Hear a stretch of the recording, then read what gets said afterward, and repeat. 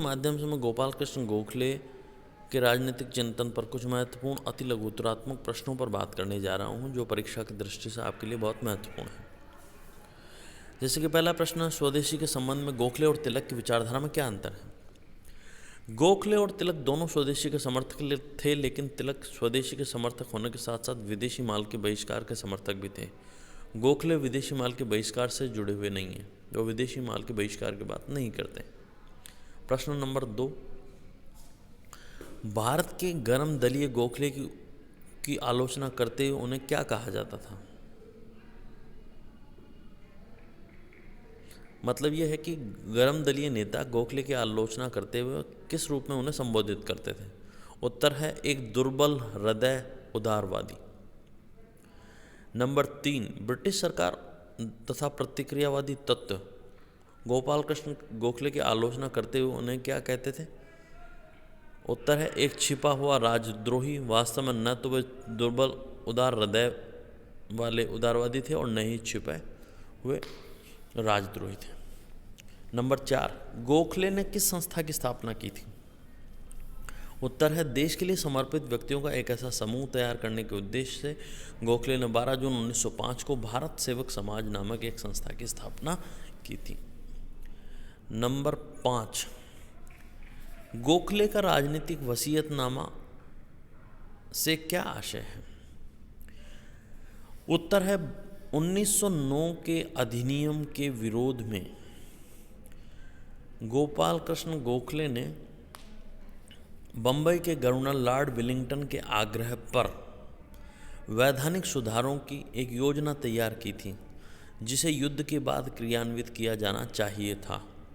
यह योजना 1917 में प्रकाशित हुई थी। इसे ही गोपाल कृष्ण गोखले का राजनीतिक वसीयतनामे के नाम से जाना जाता है।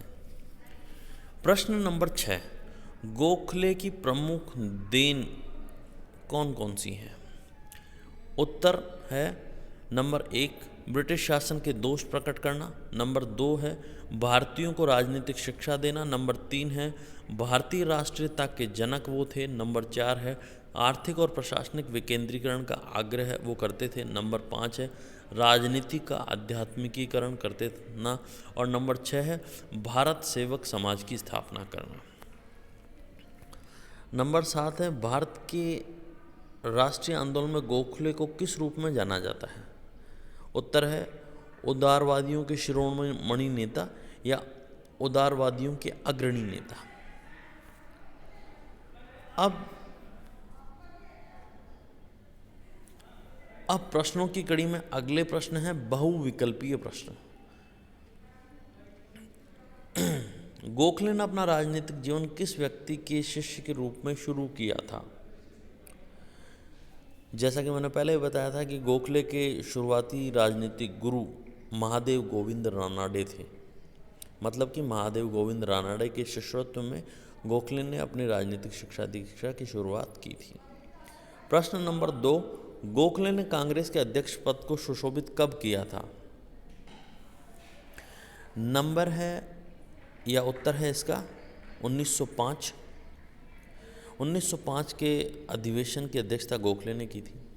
प्रश्न नंबर है 3, भारतीय राजनीति में गोखले के सबसे बड़े या सबसे प्रमुख शिक्षक कौन थे।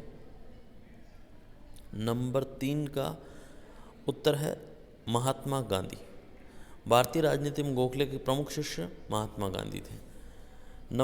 प्रश्न नंबर 4 है वेल्वी आयोग के समक्ष अपनी गवाही में गोपाल कृष्ण गोखले ने कौन सी बातें कही हैं या प्रमुख बात कौन सी है। तो आंसर है भारत में आर्थिक और वित्तीय सुधारों की आवश्यकता पर वेल्वी आयोग के समक्ष गोखले ने अपने विचार प्रस्तुत किए थे। प्रश्न नंबर 5, क्षमा याचना प्रकरण में ब्रिटिश जनता से क्षमता मांगने के संबंध में गोखले के व्यक्तित्व का पक्ष क्या था।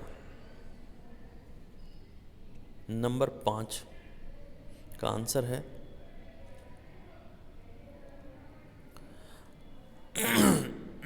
सार्वजनिक जीवन में नैतिक आग्रह और सदाशयता।